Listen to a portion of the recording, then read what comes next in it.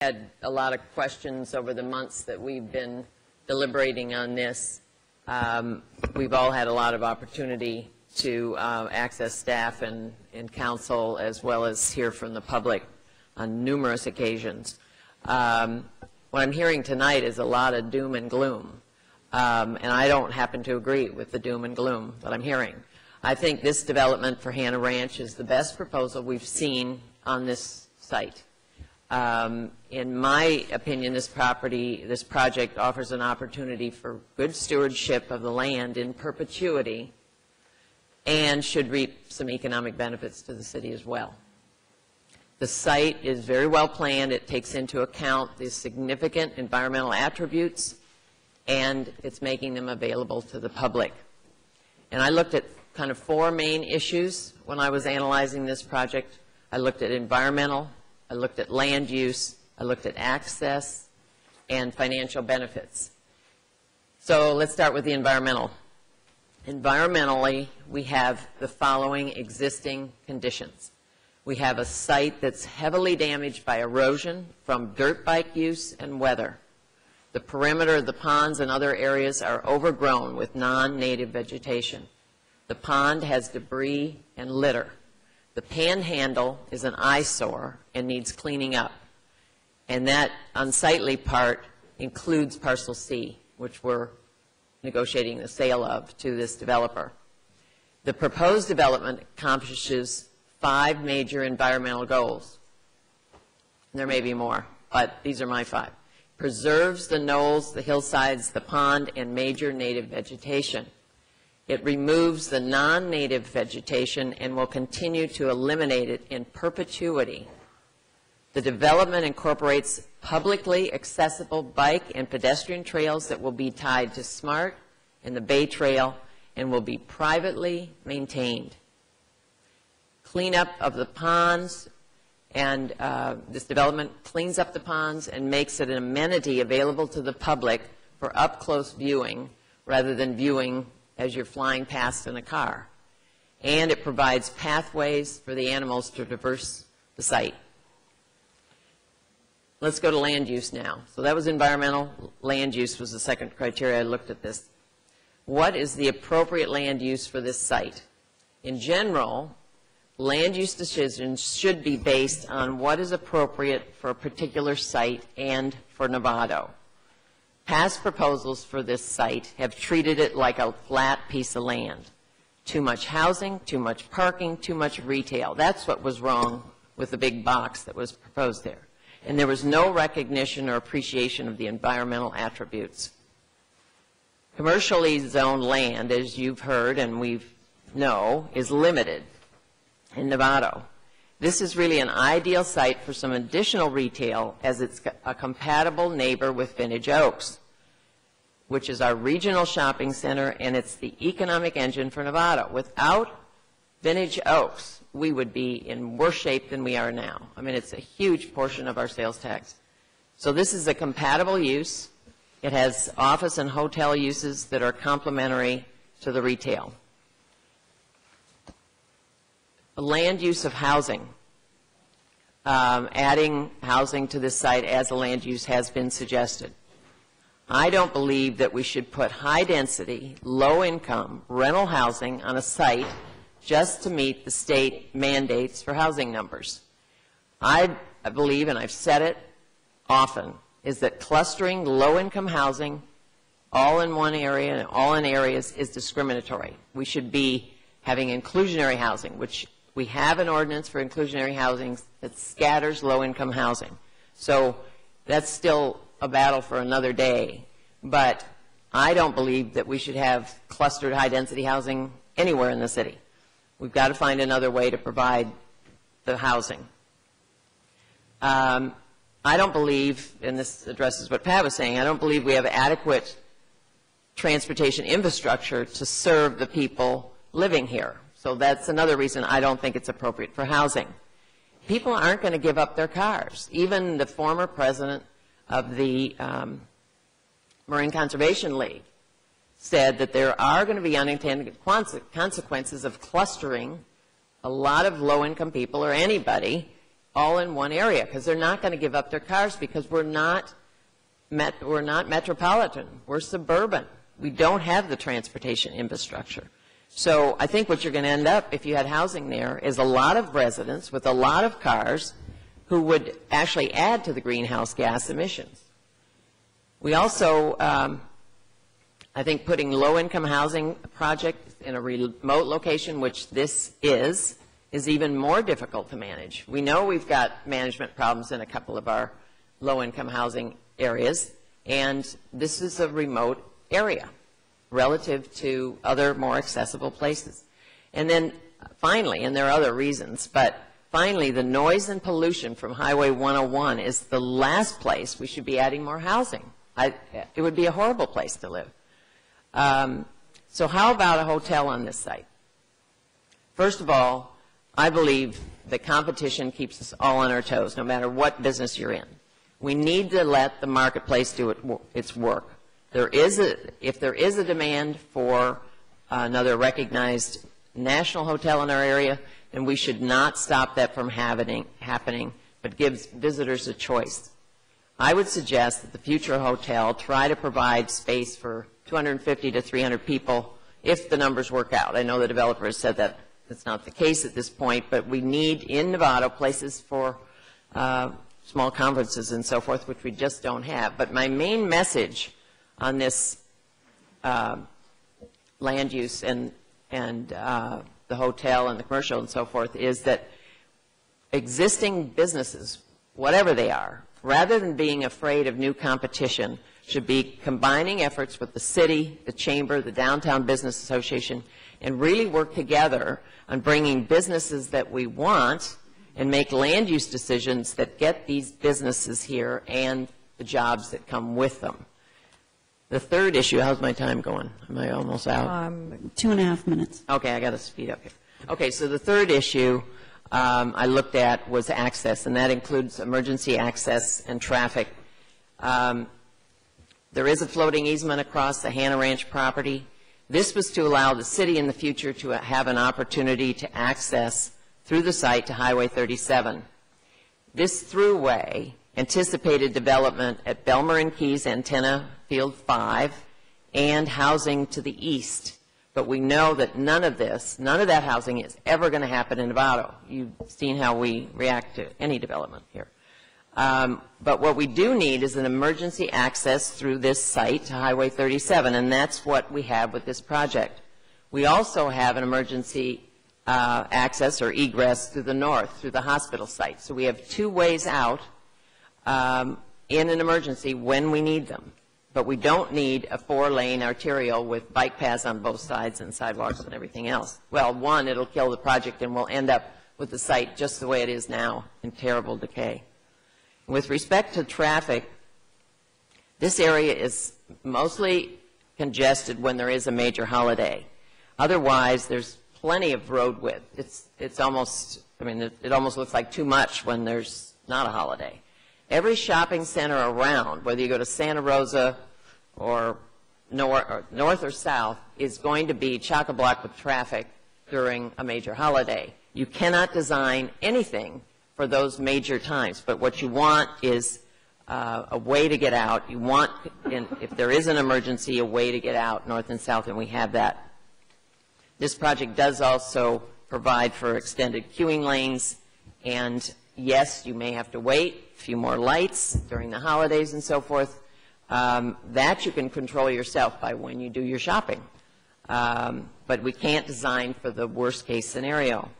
And as a suggestion, there is a possibility for a future shuttle to SMART.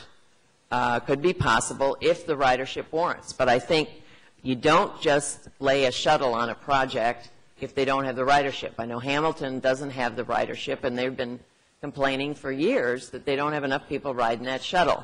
So maybe there's a way to set up some criteria when there's adequate ridership, then a shuttle be posed. So just two more here, and I'll... Sure, go ahead. Lastly, I looked at the financial benefit. There is an opportunity for some economic benefit to the city. The commercial development could help us get to a sustainable budget. It's certainly not the solution because we've got so many other, we just won't get enough. We can't develop our way out of our budget problems.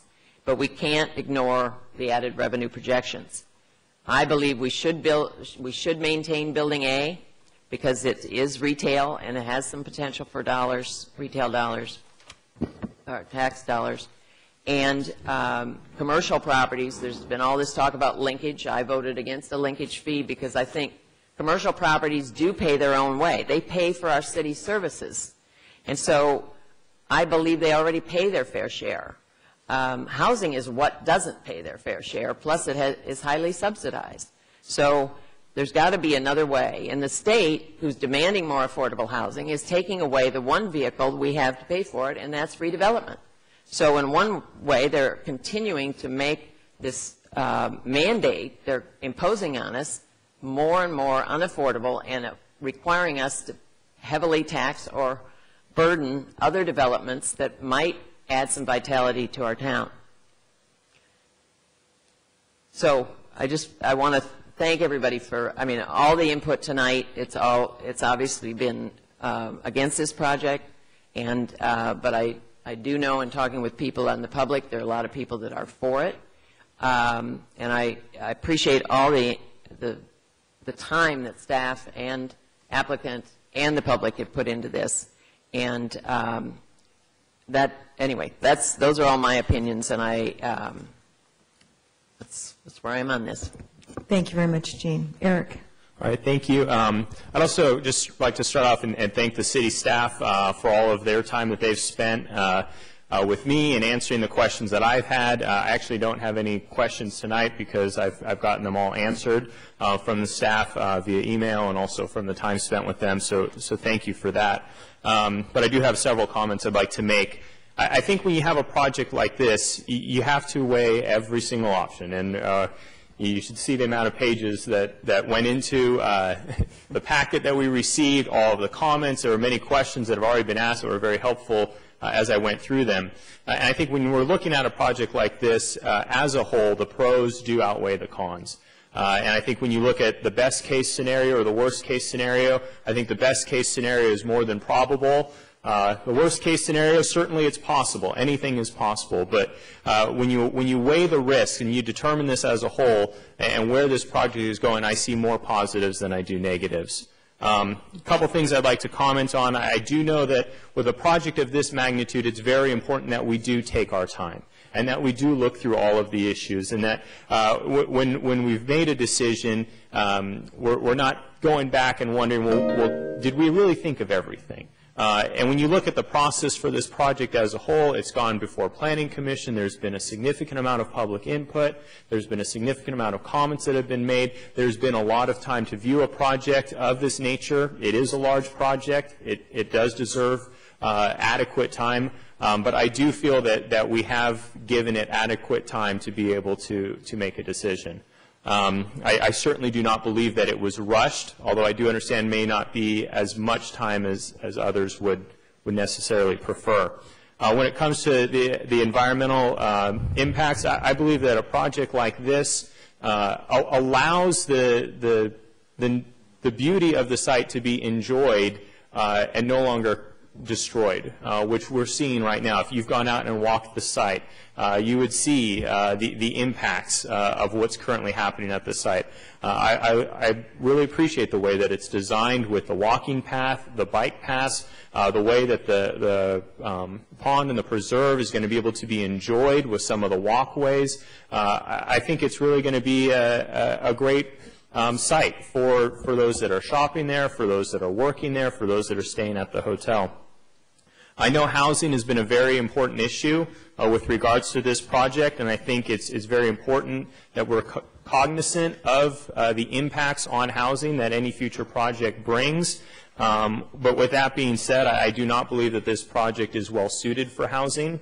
When it comes to commercial linkage fees and how do we approach that and whether or not there should be in lieu fees paid, I think with regards to RENA and how they reach their assessments, most everybody can agree that they would they would like to see the way that those numbers are derived to change, that's the source of the problem, and that we don't look at the community as a whole, we don't look at the affordable housing that's currently in the community. So most people will agree that the way the RHNA numbers are derived should probably be changed. Well, if that's really the root cause of it, I don't see that we solve that issue by taking a system that many people agree doesn't work too well and just adding on fees. I think if that's what needs to be changed, we need to go to the source about how can we change that. Now, I know that might not be something that can be done, but that is the source of the issue when it comes to the housing numbers. So I don't believe that we should have a commercial linkage fee for a project of this nature. I believe it also sets a precedent where we don't have a specific policy in place, and I think that's important to take into note with this project. With regards to the hotel at the site, certainly a hotel at this site is going to impact the other hotels in the area. Even with the studies that are done, I work in the hotel industry. They are very rarely accurate, but you're making the best guess that you can with those hotel studies. And when you look at hotels and supply and demand, it's very rare that those lines are ever moving in the same direction at the same time. When demand is higher, when things are going a certain way in the economy, hotels have the money and they start to build. So you see all the hotels start building at the same time, and you get a large influx of supply, and it takes a little while for demand to catch up. And the lines are never meeting, and it's very hard to time. And there are going to be impacts to the hotels in the area, but I think there's also going to be benefits to some of the hotels in the area. And it's a timing game, and it's a very hard timing game to play. I don't necessarily believe that it's going to put any hotels out of business, and I think in the long run, when you look at the supply and demand of hotels over a 20-year time, it works itself out. There are going to be some rough years and there are going to be some good years, but in the long run, I think that a hotel is well suited for this site. With regards to transportation and the easement, when you look at Highway 37 and the ability to have a road go through here, it certainly would be a nice to have, but I don't believe that it's a need to have. I lived out in Black Point for a number of years. I can't tell you the amount of times I was going to Vintage Oaks on Highway 37, and I said to myself, boy, it'd be really nice if I can just cut over and if I could cut back out. It would be a very nice thing to have, but I don't believe that it's absolutely necessary. We've talked about the traffic that builds up in the area, especially around the holidays. And yeah, it's a little tough at times. You do have to wait a couple of lights, maybe 3, maybe 4. But when you look at the mitigation measures that are going to happen, we are going to be expanding adding an extra lane coming out of the project, or coming out of Vintage Oaks, that I believe is certainly going to help alleviate some of that traffic. And you know what, at the end of the day, 3 to 4 lights, I know it's tough, but all of those cars coming out of Vintage Oaks at the holidays are paying for the services that we have and that we enjoy in this community as shoppers from all over Marin are coming to Vintage Oaks. So I know it's frustrating if you live here, but it's in the long run, it's a good thing for our community. So I believe that the transportation has been adequately addressed. Ultimately, we're going to see much needed property tax, sales tax, transient occupancy tax generated from this project. I've said it before, I'll always say it again, I don't believe that we should ever just accept a project because of our need for additional revenue. And if you look at our long-term financial situation, we do need additional revenue. I don't believe we should choose a project based on that, but I believe that this project stands on its own merits, and the revenue generated from it is an added benefit. I hope that we do get $500,000 a year from this project forever. It's you know, those are estimates, those are projections. Certainly we might lose some revenue from other locations, but it's certainly an added benefit for us with this project. So that really kind of wraps up the comments that I have, and I'll turn it over to you.